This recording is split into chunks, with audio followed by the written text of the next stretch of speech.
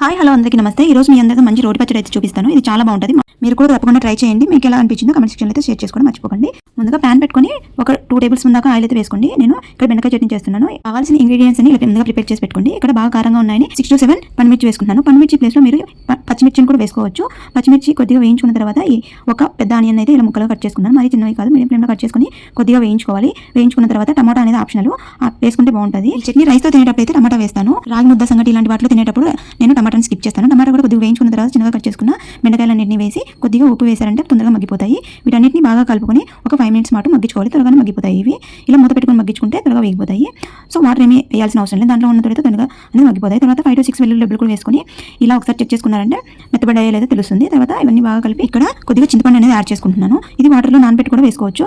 లేదంటే ఇలా దీంట్లో కూడా కలిపి వేసుకున్నారంటే మెత్తబడిపోతుంది. టైం లేనప్పుడు నేను ఇలా వేస్తుంటాను.